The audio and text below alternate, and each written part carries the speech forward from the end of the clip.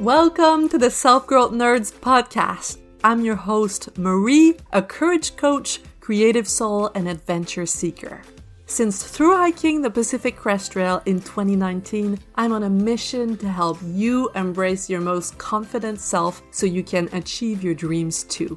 If you're eager for deep conversations, big questions, and meaningful connections, join me on the quest to discovering how we can create a more magical and memorable life. Hello, nerds! How are you? I'm really good. I've been enjoying the summer so much. I told myself at the beginning of the summer that I wanted a lot of time and space to read a lot of books and just sit in the sun and take it easy. And that's what I've been doing, so I'm very grateful for that. And I've also been camping a few times, so that is amazing. And I didn't want to be focused on work as much as I am the rest of the year. Because, it's like so much harder to sit down and focus when it's sunny outside and when you were reading a good story. And I wanted to give myself, since I'm my own boss, I wanted to give myself that freedom and that flexibility. And I'm really thankful for all the work I've done in the last few years to be able to give myself that gift now. All right, so today I want to talk about how to embrace the suck when you start something new and you're not really good at it, okay? And it's funny because I just talked about becoming a business owner and the great advantages that come with having your own business, but it also comes with a lot of unknown when you get started. When you get started and you doubt your ideas and you wonder if you're ever going to be able to make a good living out of it, you have to, I'm going to speak for myself. I had to move through so much discomfort and through feeling like I had no idea what I was doing and didn't know if it was going to go anywhere. And that uncertainty makes you feel like you're going to puke, like constant nausea that you might not be going in the right direction. And many people quit because of that feeling. The feeling that you're walking on uneasy terrain. Like when I was on the PCT, there was so much snow. And people who didn't grow up in a country like Canada with like huge winter, people who grew up in California, for example, or anywhere that's warm, a lot of the time, they had a harder time walking on the snow, and I wouldn't have thought so. Whereas for me, it was just natural because I spent my whole life like navigating the icy and snowy sidewalks. And so it just became like second nature. But for them, it was super clumsy, and they would fall down easily. Whereas for me, and especially for my partner, Ollie, who's like super fearless, he would just, I remember on the John Muir Trail, we met a bunch of people that were coming from the opposite direction, and they told us, be careful, because on the other side of the pass, there's a huge wall of ice. It's super dangerous. And so, we're like, okay, thank you for letting us know. And we get to the other side, and Ollie's just like, woo! And he just almost like throws himself down and slides all the way down with no fear. So yes, where I was going with that analogy is when you start something new, when you're a beginner, it just feels uncomfortable. Feels like you're walking on snow. And you can either say to yourself, I don't like this. I don't like how I feel when I'm walking on snow. It just makes me feel super stressed out, and turn around. Or you can keep going and trust that it's going to get easier over time. So that's what I want to talk about today. 5 ways to embrace the suck of doing something new. And I had the idea mainly because I was talking with a new client of mine who said they wanted to start writing again. I think they used to write when they were younger and they wanted to start doing it again. But they kept going between, I'm just going to write when I have a huge surge of inspiration. You know, when something happens and you're just you just want to write and everything comes out and it's beautiful. But they said, if I wait for those moments, it's very unpredictable and I don't really make progress. But on the other side, I don't really want to sit down every day and do it because it feels less meaningful to me. Feels less meaningful, and what comes out is disappointing. And I don't want to be disappointed. I want to be proud of what I write. And this sounds good, right? This sounds noble. This sounds relatable. But it's a poisonous way of thinking. Maybe poison, I'm going a bit hard with the word poisonous, but I think we need to get used to disappointment. And I'm going to talk about that more in today's episode. Basically, today's episode is for you if you've starting something like writing or freelancing or entrepreneurship or any project, and every time you give it a shot, what you create is kind of below your standards. Because let's be honest, you have good taste. You have good taste, you have high expectations of yourself, and when you create something or when you give it a shot, it's just meh. The result is meh. And you feel inadequate, and that feeling of inadequacy makes you want to quit. Maybe the what you've written doesn't sound as good as the books that you love to read.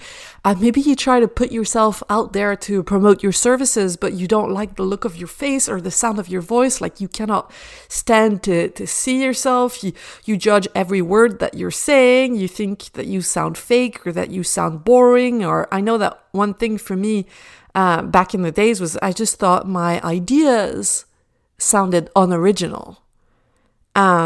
Maybe you have a business idea and you've shared it with friends, but they're not as excited as you would have hoped for them to be, and so you constantly doubt that it's a good one and that it's going to help people and that it's going to make you money.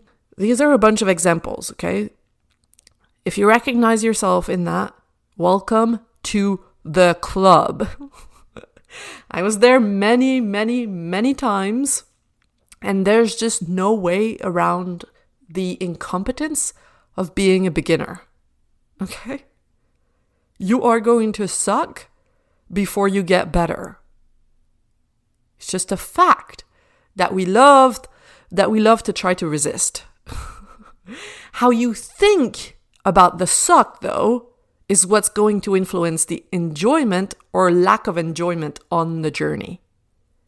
You got to learn to embrace the suck, as hikers sometimes say, and that's what I want to talk about today. 5 ways to embrace the suck. So, are you ready to jump in? Let's jump in. Number 1, be shitty on purpose. Okay? I'm not even kidding. You have to make it a goal in itself to be bad at what you're learning. Because the idea of creating something good is way too much pressure. It's way too much pressure, and that's what stops you. So you have to lower the bar so low that it's super easy to step over it. The goal isn't to make a good illustration or to go on a 5K run. The goal is just to draw for 5 minutes. The goal is just to step outside once a day. I don't know. You get to decide what feels so manageable that it almost seems ridiculous. Okay? Then once that's super easy for you, that feels like, if we take the walking on snow analogy, feels comfortable, then you can raise the bar a little bit. But if the bar is too high and it's an effort for you to step over the bar every time, then you're going to stop trying to. It's just human nature, right? We are animals of comfort. We love comfort. So we've got to work with our nature and make it easier on ourselves by lowering the bar. Okay? So don't reward yourself for doing good work. Reward yourself for showing up, no matter the result. Do I need to repeat this? I think I do. We have been conditioned to reward ourselves for a good grade, for example. But it doesn't matter what grade you get if you did your best. Okay? So don't reward yourself for doing good work. Reward yourself for showing up to the work. You cannot care about the result at the beginning. Okay? Number 2, crawl out of the hole. You're going to want to bury yourself in the hole and feel like you're dying many times. That is the primitive brain. That is your nervous system feeling like there is danger to run away from. Okay, that's just our reaction to the unknown. Like I said, we are creatures of habit. We love to know what's coming. So if you purposely decide to start something new, your reptilian brain is going to freak out. That is totally normal. It just means you have a human brain that's functioning perfectly. Congratulations. So when that happens, this discomfort is just the price of growth. Final stop. So when that happens, see it as a sign that you're doing something unfamiliar, and then prioritize resting so you can keep going after. The analogy I make sometimes as well is like, you have a choice. You can stay safe in the cave, go out, get scared, run back into the cave, and do that over and over again. Or you can leave the cave, start climbing the mountain, and learn to build little shelters along the way. Okay, so that you can build safety for yourself in the storm. That's one thing I teach my clients. That's really important. Learn to sit in the discomfort with compassion and curiosity. Compassion and curiosity is what helps you feel safe on the inside when outside of you, it's chaos. Get to know your bitchy inner critic so you can better tune them out and make space for more reassuring inner forces. When you're hiking up the mountain and it's cold and it's snowing, you have to be able to slow down, build a few walls against yourself, build a fire maybe. And that fire I'm talking about represents your relationship to yourself, how you have your own back, how you don't let others or a mean part of you get to you. Because you're able to protect your heart. And that if things don't go according to plan, if a project fails or if you get told off at work, for example, you don't go making it mean awful things about yourself because you have those walls, this makeshift shelter that you know how to build. when times get tough. So, number 3, don't be a dick to yourself. Don't make it mean anything about you as a person and your worth as a human being if your writing sucks, if someone gives you a negative feedback on your drawing, if someone says your business idea is unoriginal, if someone says it's never gonna work. Don't make it mean anything about you that is going to make you feel inadequate. Okay, practice removing sentences like, I should be better at this by now, or I should have known it was not going to work. These are like whips. You're whipping yourself, but you cannot whip yourself into growth. And when other people have negative feedback, keep in mind that it means nothing about you and everything about them and how they see the world. If someone tells you that your idea is not good, it tells you that they would judge their own ideas very harshly. And I mean, you can take their feedback and ask yourself, oh, what's the truth in there? What could I improve about what I just created? But it doesn't have to cross into the realm of personal worth. You could be a really bad singer, and that wouldn't change anything about you as a human being. You as a human being are worth tens of billions of dollars if we want to think of value as money. I mean, our value as human beings is infinite. That's what I believe. And your skills in whatever you try have no influence on your worth. I know that's hard to grasp because we've been so used to weaving these two together. Okay? If I'm good at school, then I'm good. Final stop. If you've been, I attended a workshop about ADHD, about how to coach people with ADHD recently. And they said that before 6th grade, people with ADHD hear an average of 20,000 pieces of criticism. So that gets into their brains, right? And they become super sensitive to criticism and they tend to judge themselves very harshly. And that's what we need to unlearn as adults. We have to be able to say, okay, the product that I created is not selling. And this is outside of me. It doesn't mean anything about me. It just means the product I created is not selling. But we're so quick to go to the product I created is not selling, therefore I'm worthless. I don't know business. I'm not good at this.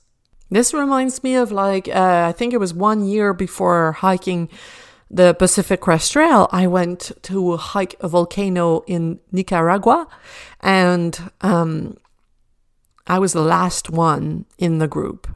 I was really struggling to keep up, and I kept telling myself and you're the one who wants to hike the PCT? You can't do this. Look at you. And I made it mean all of these things, and I was crying and feeling so down on myself. But the truth, when I look back on it, the truth was I was the last one in the group. Yes, maybe because my cardio needed to be improved. That's it. That didn't mean anything about my worth as a human being and what I was capable of. It just meant I needed to work on this. Work on my stamina, work on my cardio, and that's what I did in the following months. Going into the mind drama was not useful. So when you catch yourself going there, gently redirect yourself to thoughts like, one of the thoughts that helped me so much is this is tough and I am tough enough. Another one I love to use is I just need to keep going. I just need to keep going. And I'm willing to suck at this in order to grow. I am willing to suck at this in order to grow. This is going to get easier. Okay. Number 4, choose your comrades. You gotta surround yourself with people who are on a similar journey and have also signed up for the suckiness of expanding their comfort zone to see what they're capable of. Because if you only hang out with people who value comfort over growth, and there are many, many, many of them in our society, they will look at you struggling and ask, why would you go through so much effort? Like, chill out. And you're going to start to believe them. But you have to remind yourself that they chose comfort and that you chose growth. So you cannot think in the same way.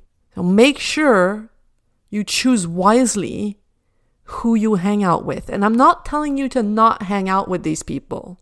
I'm telling you to make sure you have people in your life who think the same way that you do about doing something hard. Okay? I remember hiking all of Washington with my friend Anna, little demon. We were like always wet, yelling nonsense in the rain, like, I love bagels and I'm having so much fun. And I would never have enjoyed my time as much as I did if she wasn't there. To be honest, I probably would have been miserable. I would have spent a miserable month wet and cold with my fingers barely being able to function. Okay? So make sure you're surrounded with people who also want to struggle because they see meaning in struggle. I mean, learning something new is supposed to be hard. And there is so much joy, shared joy to be found in pushing your limits and seeing what's on the other side and surprising yourself with what you can do. It's just like going on a big hike. It was hard, but you're like, oh my God, I freaking did it. And that feeling of like massive joy always comes after the feeling of massive struggle, okay? Some people don't want to experience that, and that's fine. Some people are like, no, I'm happy at home. I don't need to go on a through hike, and that's completely fine. There's nothing wrong with that. But there's something wrong with you expecting these people's reaction to be supportive. Okay? It would be like me telling someone who has no interest in through hiking, telling them like, oh, what do you think? I'm thinking of spending 6 months shitting in the woods. They will go, what? Are you crazy? Don't do it. I don't want to listen to them because that's not in alignment with what's true to me, what feels exciting to me. And I had to find my people also when I decided to start a business. Find the people that were in the same boat, that were going to go through the same kinds of challenges. So I wouldn't feel so alone and I wouldn't feel discouraged when I talked with my friends who had a 9-to-5 job and didn't really understand what attracted me in something so, or what they perceived as so unstable. So look at what you're trying to do and ask yourself, am I surrounded with the right people? Do I have 1, 2, 3, or 4 people that are in my corner and that can help me through the tough times? Okay, so now number 5, join my coaching program, Brave and Bold, because that's what we do. Everything I told you about in today's episode is what we work on together. So if you're wanting to transition your life into a new direction, like maybe a new career, maybe new relationship, a new country, if you're wanting to just find more alignment, feel purposeful again, then in Brave and Bold, we take that journey together and support each other when it's tough. Okay, when we are comparing ourselves to the others, when what we want is not going as planned, we meet every week, 3 weeks per month, and make sure that we keep each other up and that we remind each other of why the hell we're doing this to ourselves. And it de-dramatizes the process. It makes it so much more fun. Not only because you're surrounded by others, but because also I teach you the tools. I teach you the tools to be shitty on purpose, to crawl out of the hole that you want to hide in when what you create is not as good as you want it to be. And I teach you the tools not to stop being a dick to yourself. And you know what happens when you stop spending time being a dick to yourself? Well, you have a lot more energy to spend on what matters to you, and you are much more likely to reach your goals because you haven't wasted time on the details. So yeah, Brave and Bold is an amazing 6-month journey where we make sure that we don't let each other off the hook just because we're scared. We show up brave and imperfect, but we show up nonetheless, and you'll be surprised at how much progress you make within those 6 months. And then after that, it's going to be like a turning point in your life where you leave with so much more confidence and trust in your own ideas and what you are capable of. Okay, so you can apply at selfgrowthnerds.com/braveandbold. And when you apply, I'll just be in touch, see if we're a good fit, give you more information about the program. So you have nothing to lose. Just go to selfgrowthnerds.com/braveandbold to apply. And if you're curious about what it's like to work with me, and you're not sure if you want to jump into Brave and Bold just yet, you can come to my event in July. I'm hosting a brunch. It's going to be my first time doing this on July 9th at 11 a.m. Eastern.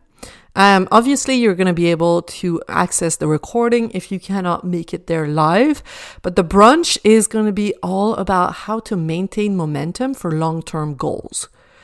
So if you have a project that you care about, if you want to get into writing again, if you want to draw, if you want to start a business, it can be like you have a side business idea.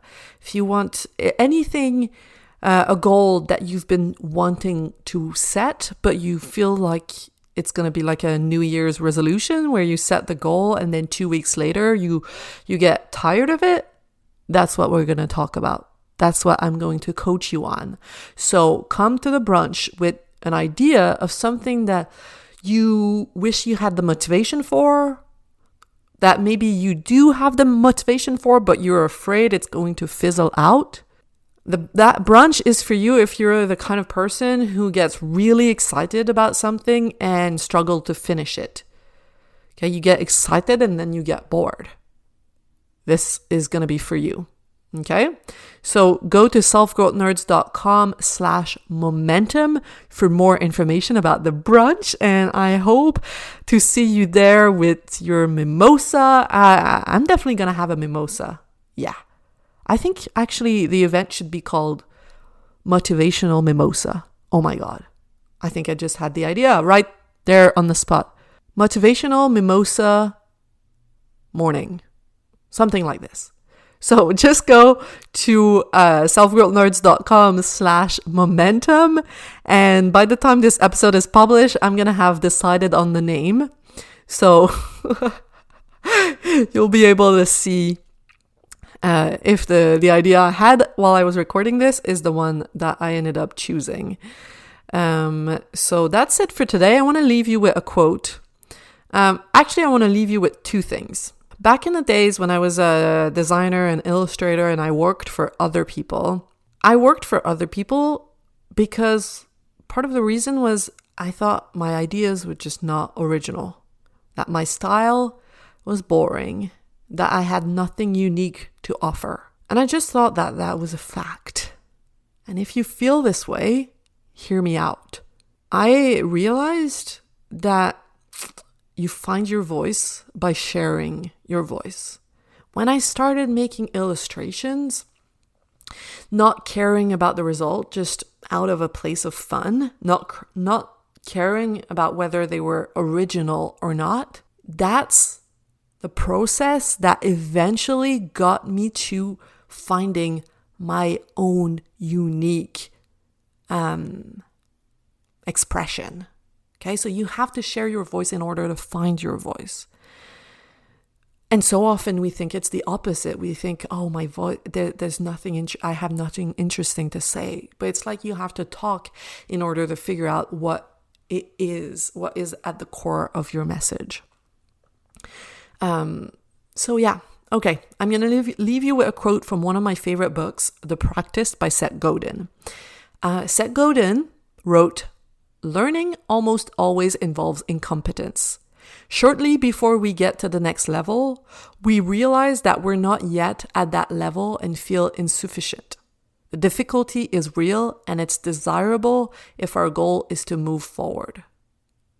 The commitment then is to sign up for days, weeks, or years of serial incompetence and occasional frustration, to seek out desirable difficulty on our way to a place where our flow is actually productive in service of the change we seek to make."